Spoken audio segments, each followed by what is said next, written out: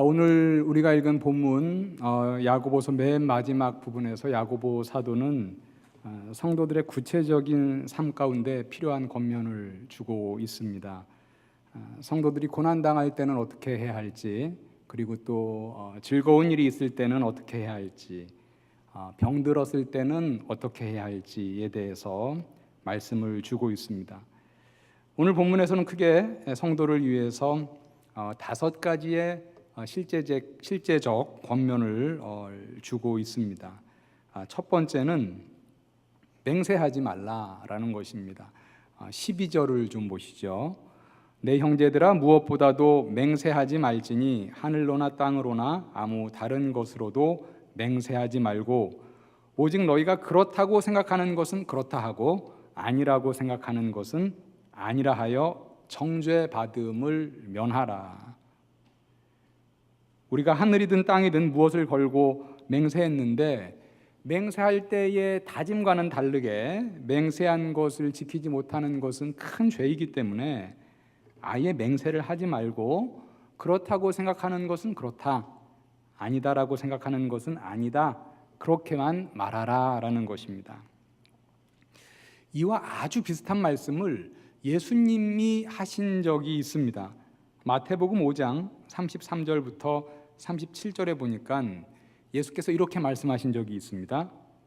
또 옛사람에게 말한 바 헛맹세를 하지 말고 내 맹세한 것을 주께 지키라 하였다는 것을 너희가 들었으나 나는 너희에게 이르노니 도무지 맹세하지 말지니 하늘로도 하지 말라 이는 하나님의 보좌이요 땅으로도 하지 말라 이는 하나님의 발등상이요 예루살렘으로도 하지 말라 이는 큰 임금의 성임이요 내 머리로도 하지 말라 이는 내가 한 터럭도 희고 검게 할 수 없음이라. 오직 너희 말은 옳다 옳다 아니라 아니라 하라. 이에서 지나는 것은 악으로부터 나느니라. 우리가 예수님이 하신 말씀을 자세히 보면 이런 말씀이 있습니다.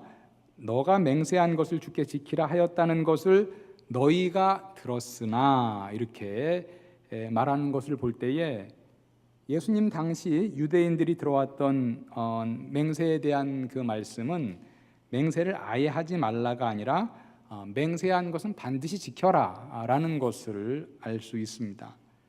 실제로 구약을 보면 맹세 자체를 금지하지 않았고요, 맹세한 것을 반드시 지켜라 라고 말하고 있습니다. 신명기 6장 13절에 보니까 맹세하는 것을 허락합니다. 내 하나님 여호와를 경외하며 그를 섬기며 그의 이름으로 맹세할 것이니라. 그런데 이 맹세를 허락하지만 맹세한 것은 반드시 지켜야 함을 말합니다. 레위기 19장 12절에서 이렇게 말합니다. 너희는 내 이름으로 거짓 맹세함으로 내 하나님의 이름을 욕되게 하지 말라. 나는 여호와이니라. 우리가 잘 아는 십계명의 제3계명 출애굽기 20장 7절도 하나님의 이름으로 헛맹세를 하지 말 것을 가르치는 계명입니다. 너는 내 하나님 여호와의 이름을 망령되게 부르지 말라. 여호와는 그의 이름을 망령되게 부르는 자를 죄 없다 하지 아니하리라. 여기서 우리말에 여호와 하나님의 이름을 망령되게 부르지 말라, 이 망령되게 부르지 말라라는 의미는요, 헛되이 부르지 말라라는 그런 의미입니다. 즉 여호와의 이름으로 맹세하였는데 그 맹세를 지키지 못하는 것은 하나님의 이름을 헛되이 사용하는 죄를 짓는 것이다 라는 것입니다. 맹세에 대해서 우리가 구약부터 신약에 이르기까지의 흐름을 정리하면 이렇습니다.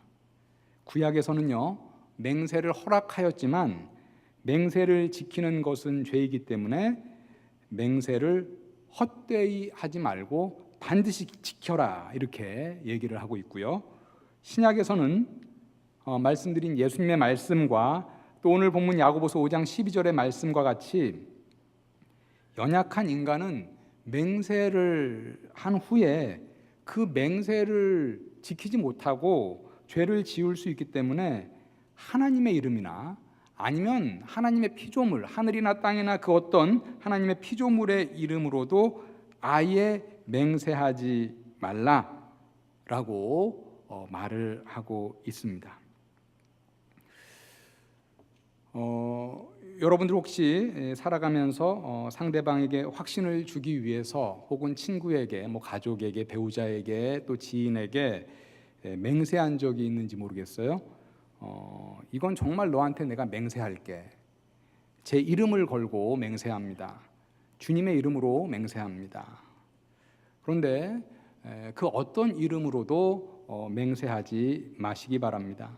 구약의 율법을 완성하러 오신 예수님께서 우리에게 가르치신 것은 도무지 맹세하지 말라 이렇게 말씀하셨고, 야고보 사도도 오늘 말씀에서 예수님의 말씀을 따라서 하늘로나 땅으로나 아무 다른 것으로도 맹세하지 말라 이렇게 말씀을 하셨습니다. 우리가 율법에 보면 구약에서 이렇게 말씀을 하셨는데, 율법을 완성하러 오신 예수님께서 그 율법을 설명하시면서 덧붙여서 우리에게 알려주신 그런 이제 계명들이 있죠. 이 맹세에 관련된 것도 마찬가지입니다. 구약에서는 맹세를 하라, 그러나 반드시 지켜야 된다. 예수님께서는 신약에서는 너희들이 연약하고 맹세를 지키지 못할 수 있기 때문에 아예 맹세하지 말라 이렇게 얘기하고 있는 것이죠. 우리는 당연히 신약 시대를 사는 사람들이기 때문에 아예 맹세하지 말라라는 이 말씀을 따라야 할 것입니다. 여러분, 결혼할 때 또 우리가 자주 이 맹세의 형식으로 약속하는 것을 듣습니다. 가난할 때나 슬플 때나 건강할 때나 병들었을 때나 신랑을 혹은 신부를 사랑할 것을 하나님의 이름으로 맹세합니다 라고 하면 안 된다라는 것이죠. 맹세의 요소를 제하고 약속하여야 한다라는 것입니다. 가난할 때나 슬플 때나 건강할 때나 병들었을 때나 신랑을 평생토록 사랑하겠습니다, 신부를 평생토록 사랑하겠습니다, 이 정도가 좋을 것 같습니다. 여기다가 우리가 하나님의 이름을 건다든지 어떤 이름을 걸고 맹세하지 말라라는 것이죠. 여러분들 결혼할 때 꼭 이거 확인을 해 주시길 바랍니다. 주례하시는 분들이 이 부분에 대해서 별로 이렇게 생각이 없으실 수도 있어요. 제가 보니까 많은 주례에서 너무나 쉽게 이렇게 맹세를 하는데, 오늘 말씀에서 예수께서도 도무지 맹세하지 말라, 아예 맹세하지 말라라고 얘기를 하고 있습니다. 오늘 우리가 읽은 말씀에서 실제적인 삶의 두 번째 권면은요, 고난당하는 성도를 위한 권면입니다. 13절 전반절 보시면 이렇게 얘기합니다. 너희 중에 고난당하는 자가 있느냐? 그는 기도할 것이요. 이 자리에 고난당하는 자가 있는지 모르겠습니다. 고통 가운데 있는 분들이 있는지 모르겠습니다. 오늘 말씀해 보니까 아주 짧게 얘기합니다. 고난당하는 자가 있느냐? 그는 기도할 것이요. 고난이 그리스도인에게 주는 첫 번째 메시지는 뭐냐? 기도하라라는 것입니다. 저명한 영문학자이자 기독교 변증가였던 C.S. 루이스는 아주 유명한 말을 우리에게 남겼죠. 고난은 하나님의 음성을 듣는 확성기다라는 말, 우리가 잘 알고 있습니다. 고난받을 때 성도는 기도하면서 이 고난을 통해서 하나님이 내게 주시려고 하는 말씀이 무엇인지 곰곰이 생각하고 귀 기울여야 한다라는 것입니다. 시편 기자는 시편 119편 67절에서 고난 가운데 영적 각성을 통해 하나님의 계명을 더욱더 잘 지키게 되었다라는 것을 노래합니다. 고난당하기 전에는 내가 그릇 행하였더니 이제는 주의 말씀을 지키나이다. 고난 가운데 영적인 각성이 있어서 이제는 내가 고난을 거침으로 하나님의 말씀을 더 순종하게 되었다, 그래서 기쁘다라는 것이죠. 같은 시편 71절에서는 고난당하는 것이 유익이다라고까지 고백합니다. 고난당한 것이 내게 유익이라, 이로 말미암아 내가 주의 율례들을 배우게 되었나이다. 그리스도인에게는 고난도 하나님의 선물일 수 있으니 낙심하지 마시고 기도에 힘쓰면서 성령께서 여러분들에게 들려주시는 그 음성이 무엇인지 귀 기울이시기 바랍니다. 그렇게 함으로써 고난 가운데 영적 부요함을 맛보는 역설적인 복을 누리시는 우리 성도님들 다 되시기를 바랍니다. 또한 고난 가운데 기도하라라는 것은 기도하면서 하나님을 더욱 의지하고 하나님의 능력을 덧입어서 고난을 헤쳐나가라라는 말씀입니다. 사탄은 우리가 고난당할 때 우리로 하여금 하나님을 원망하게 하고 하나님을 믿는 믿음에서 멀어지도록 분명히 미혹할 것이지만, 고난 가운데 기도하면서 하나님을 원망하는 것이 아니라 더욱더 하나님을 의지하고 하나님의 능력으로 승리해 나가시기를 바랍니다. 세 번째, 오늘 말씀에서 성도들에게 주는 실제적인 권면은 즐거울 때에 관한 것입니다. 13절 하반절을 보시죠. 즐거워하는 자가 있느냐? 그는 찬송할지니라. 여러분들 삶 가운데 얼마나 찬송을 하는지 모르겠습니다. 특히 기쁘고 즐거울 때 하나님께 찬송을 많이 하시기를 바랍니다. 그 즐거움을 주신 이가 하나님이시기 때문에 하나님은 찬송을 받으시기에 합당한 분이십니다. 우리가 즐거운 일이 있으면 우리와 아주 가까운 사람, 나와 가까운 사람과 그 즐거움을 함께 나누곤 합니다. 우리 그리스도인들에게 나와 가장 가까운 이는 누구인가? 이렇게 질문할 때 우리는 바로 우리 안에 계신 성령 하나님이다, 이렇게 답할 수 있습니다. 즐거운 일이 있으시면 찬송함으로 그 즐거움을 하나님과 나누시기를 바랍니다. 큐티를 하면서 찬송하는 것도 좋고요. 다윗이 수금을 켜면서 많은 찬송을 했듯이 여러분들 악기를 연주할 수 있으면 기타를 치면서 찬송하는 것도 좋고 피아노를 치면서 찬송하시길 바랍니다. 차 안에서도 찬송, CCM, CD 틀어놓고 찬송하는 것도 좋습니다. 지하철에서 이어폰을 끼고 찬송을 들으면서 마음으로도 찬송하십시오. 우리가 찬송을 많이 불러서 가사를 외우고 있으면 유익함이 있습니다. 집에서 집안일을 할 때도 찬송할 수 있고요. 또 걸으면서도 찬송할 수 있어서 참 좋습니다.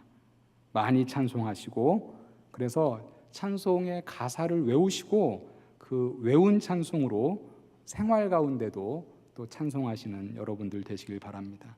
특히 오늘 말씀해 보니까 즐거울 때 그 즐거움을 주신 하나님께 감사의 찬송을 드리고 그 즐거움을 하나님께 찬송으로 나누라, 이렇게 말하고 있습니다. 네 번째, 성도에게 주는 실제적인 권면은 성도가 병들었을 때 어떻게 하여야 하는가에 관한 권면입니다. 이 자리에 병든 자들이 있는지 모르겠습니다. 우리 14절과 15절을 보시죠. 너희 중에 병든 자가 있느냐? 그는 교회의 장로들을 청할 것이요 그들은 주의 이름으로 기름을 바르며 그를 위하여 기도할지니라. 믿음의 기도는 병든 자를 구원하리니 주께서 그를 일으키시리라. 혹시 죄를 범하였을지라도 사하심을 받으리라. 여기서 교회의 장로들은요, 당시 교회의 영적 지도자인 목사와 장로를 말합니다. 우리 청년부에 적용을 한다면 우리 청년부를 지도하는 목사님, 장로님, 부장 집사님이라고 말할 수 있겠습니다. 여러분 병이 들었을 때 언제든지 우리 교회의 영적 지도자들에게 기도를 부탁하시고 또 청하여서 기도를 받으시기를 바랍니다. 14절에 보니까 교회의 장로들이 기름을 바르며 기도한다, 이제 이런 말씀이 있는데 여기서 이제 기름을 바른다는 것은 야고보 당시에 그 당시에 이제 기름을 바르고 기도하였던 당시의 관습을 이제 받아들여서 얘기한 것이지 기름을 바르는 것이 기도의 절대적인 조건은 아니겠습니다. 병자의 치유를 위한 기도의 아주 핵심적인 요소는요, 15절에서 말하고 있는 믿음입니다. 믿음의 기도는 병든 자를 구원하리니. 교회 장로들이, 영적인 지도자들이 병든 자에게 가서 기도할 때에 중요한 것은 믿음으로 기도해야 한다라는 것입니다. 여기서 이제 구원의 의미는 물론 병의 치유를 얘기합니다. 최근에 제 아버님이 좀 많이 편찮으셔서 자녀들이 일주일에 한 번씩 아버지 댁에 모여서 예배를 드리고 아버지의 치유를 위해서 함께 기도하고 있는데, 자녀들 가운데 제가 이제 유일하게 목사라서 제가 이제 예배를 인도하고 있습니다. 매주 드리는 이 가족 예배를 위해서 주로 이제 제가 그 성경의 치유에 관련된 본문으로 짧게 이렇게 말씀을 전하고 있는데, 제가 쭉 몇 달에 걸쳐서 이렇게 치유에 관한 본문을 구약부터 신약까지 쭉 이렇게 보니까요, 아주 선명하게 그리고 반복적으로 그리고 매우 강조되는 것이 하나 있습니다. 그것은 바로 무엇이냐? 치유의 비결인데, 성경에 나오는 치유의 비결은 바로 다름 아닌 믿음의 기도다라는 것을 알 수 있었습니다. 제가 몇 가지만 좀 말씀을 드리겠습니다. 어느 날 한 백부장이 예수께 나와서 자기의 하인이 중풍병에 걸렸다, 예수님 고쳐주십시오라고 얘기합니다. 예수께서 그래 내가 가겠다 그랬더니 그 백부장이 예수님께서 오시는 것 감당하지 못합니다. 여기에서 예수님께서 말씀하시면 나을 것이라 믿습니다, 이렇게 얘기했습니다. 그때 예수께서 가라, 내 믿음대로 될지어다 라고 말씀하였고, 그 하인이 즉시 나았다. 마태복음 8장 13절에서 기록하고 있습니다. 12해 동안 혈루증을 앓던 여인이 예수의 뒤를 와서 이렇게 예수의 옷가를 만지면 12년 동안 앓던 혈루증이 나을 것이다 라고 믿고 만졌습니다. 그때 예수께서 이렇게 말씀하셨습니다. 따라 안심하라, 내 믿음이 너를 구원하였다 하시니 여자가 즉시 구원을 받으니라. 따라 안심하라, 내 믿음이 너를 치료하였다, 이렇게 예수님께서 말씀하시니 여자가 즉시 치료받았다라는 것이죠. 예수의 옷만 만져도 자신의 병이 나을 것이라고 믿었던 그 여인의 믿음대로 여인이 나음을 입었다. 마태복음 9장 22절에서 기록하고 있습니다. 어느 날 두 명의 맹인이 예수님께 소리를 질렀습니다. 다윗의 자손이여 우리를 불쌍히 여기소서. 이 예수님이 그들에게 묻습니다. 내가 이 일을 할 줄 너희는 믿느냐? 그러자 그들이 주여 그렇습니다, 이렇게 대답합니다. 그때 예수께서 그들의 눈을 만지시면서 너희 믿음대로 되라고 했을 때에 그들의 눈이 밝아졌다라고 마태복음 10장 30절에서 기록하고 있습니다. 이 외에도 믿음으로 치유받았다라는 성경의 기사는 무수히 많습니다. 중요한 것은 우리가 기도를 할 때 믿음으로 하여야 한다라는 것이죠. 내가 기도는 하지만 정말로 이 병이 나을까라는 그러한 의심이 아니라, 하나님의 뜻이라면 하나님께서 나의 기도를 응답하여서 이 병을 반드시 고쳐주실 것이다 라는 것을 의심하지 말고 믿음으로 기도하시길 바랍니다. 믿음의 기도는 병든 자를 구원할 것이다 라고 오늘 본문에서도 분명히 말씀하고 있습니다. 병들었을 때 해야 할 것에 대해서 오늘 말씀에서 계속 말씀을 하고 있습니다. 병들었을 때 해야 할 것 또 하나는 자신의 지나온 삶을 돌아보고 자신이 피해를 준 사람, 자신이 잘못한 사람, 자신에게 상처받은 사람이 있다면 그에게 가서 죄를 고백하고 기도하는 것입니다. 16절에 보니까 이렇게 말씀합니다. 그러므로 너희 죄를 서로 고백하며 병이 낫기를 위하여 서로 기도하라. 그리스도인들 간에 갈등과 불화가 있는 경우 한쪽만의 죄 때문인 경우도 있지만 많은 경우는 쌍방의 어떤 잘못이 많이 있습니다. 병들었을 때 지난 과거를 돌아보고 과거에 지은 죄를 고백하고 화해할 사람이 있으면 가서 화해하고 서로 기도하라, 이렇게 말을 합니다. 형제간에 화목하고 나서 그 다음에 기도하라라는 말씀입니다. 형제간에 화목하고 나서 하나님께 나아오라는 원리는 마태복음 5장 23절과 24절에서도 볼 수 있습니다. 예물을 제단에 드리려다가 거기서 내 형제에게 원망 들을 만한 일이 생각이 나거든 예물을 제단 앞에 두고 먼저 가서 형제와 화목하고 그 후에 와서 예물을 드리라. 그리고 병이 들었을 때 치유의 기도를 할 때 한 가지 더 기억하여야 할 것에 대해서 오늘 말씀에서 말을 하고 있습니다. 그것은 죄를 멀리하고 의롭게 살도록 힘써야 한다라는 것입니다.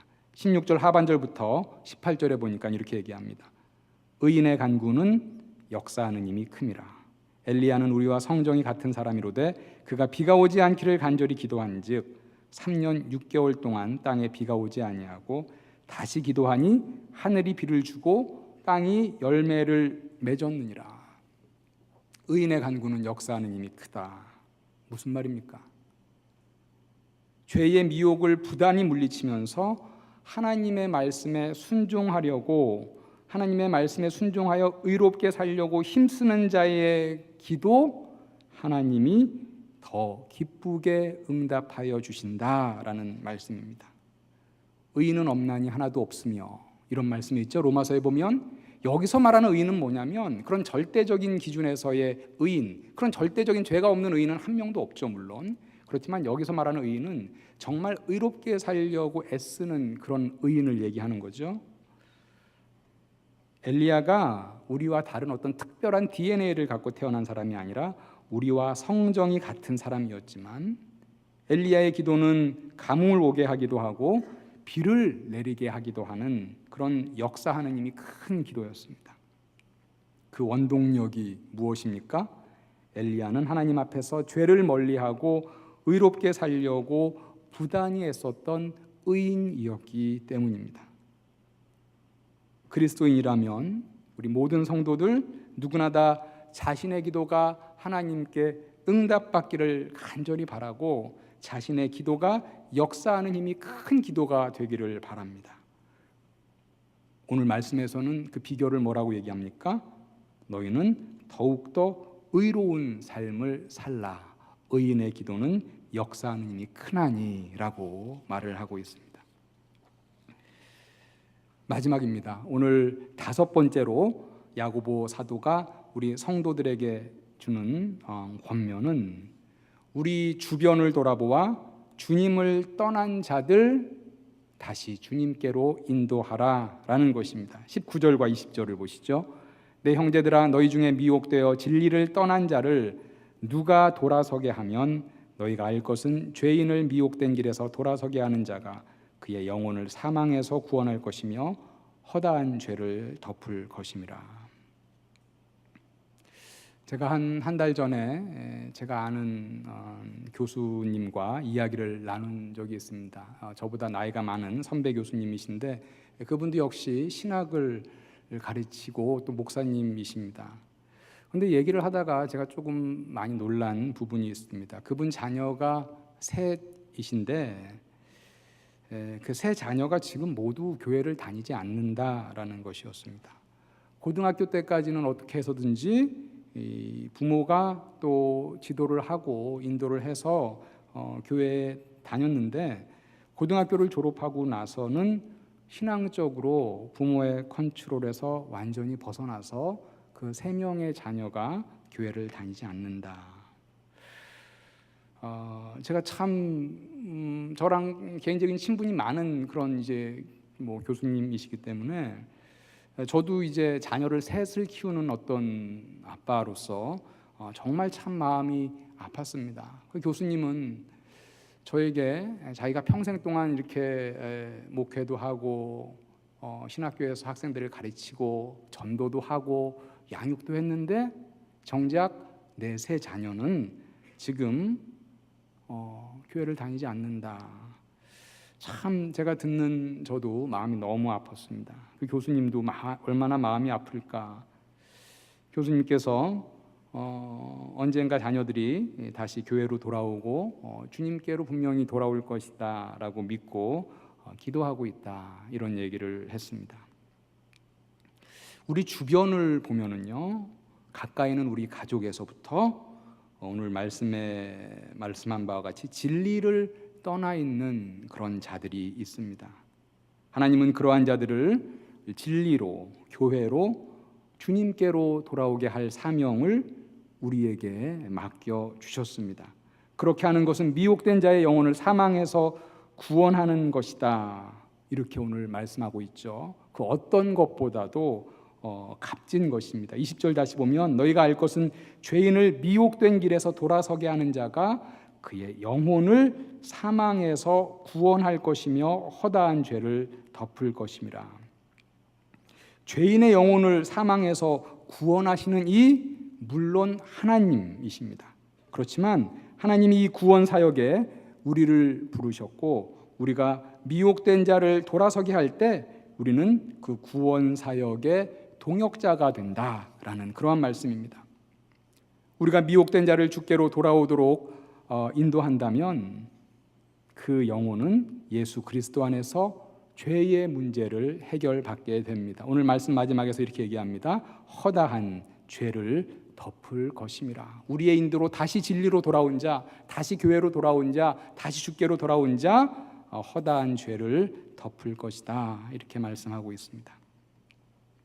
올 가을에도 우리 청년부에서 잃은 양 찾기 주일을 계획하고 있습니다. 우리 장년부에서는 올 가을에도 역시 총동원 주일을 계획하고 있습니다. 여러분 주위에 미혹되어서 진리를 떠난 자가 누가 있는지 유심히 살펴보시길 바랍니다. 그들을 진리로, 교회로, 또 주님께로 돌이키는 여러분들이 다 되시기를 바랍니다. 오늘 본문을 통해서 우리 성도에게 주는 5가지 권면의 말씀을 들었습니다. 첫 번째, 하나님의 이름으로도, 하늘이나 땅이나 그 어떤 하나님의 피조물로도 맹세하지 마시길 바랍니다. 구약에서는 맹세한 것은 반드시 지키라 라고 말하였지만, 구약의 율법을 완성하러 오신 예수께서는 맹세를 지키지 못할 수도 있기 때문에, 그러한 인간은 연약하기 때문에 아예 맹세하지 말라, 도무지 맹세하지 말라, 이렇게 우리에게 권면하고 있습니다. 둘째, 여러분들 고난 당하실 때에는 기도하시길 바랍니다. 기도하시는 가운데 하나님의 음성에 귀 기울이시고 그 고난을 능히 헤쳐갈 수 있는 하나님의 능력을 덧입으시기 바랍니다. 세 번째, 즐거운 일이 있을 때는 찬송하시길 바랍니다. 찬송함으로 그 즐거움을 주신 하나님께 감사하고 그 즐거움을 나와 가장 가까운 하나님과 함께 나누시길 바랍니다. 넷째, 병들었을 때에는 영적인 지도자들에게 기도를 요청하시고, 여러분들 치유를 위해서 기도하시되 무엇보다도 믿음으로 기도하시길 바랍니다. 병들었을 때에는 나의 지난 삶을 되돌아보면서 회개할 것은 회개하고 화해할 일이 생각나거든 화해하시고 기도하시길 바랍니다. 의인의 기도는 역사하는 힘이 크다라고 말씀하였사오니 죄를 멀리하고 더욱 의롭게 살기에 힘쓰시길 바랍니다. 그리고 다섯째, 여러분 주위에 미혹되어서 진리를 떠난 자가 있으면 교회로, 주님께로 인도하시고 또 기도하시며 힘쓰시는 여러분들 다 되시길 바랍니다. 오늘 5가지의 권면을 드렸습니다.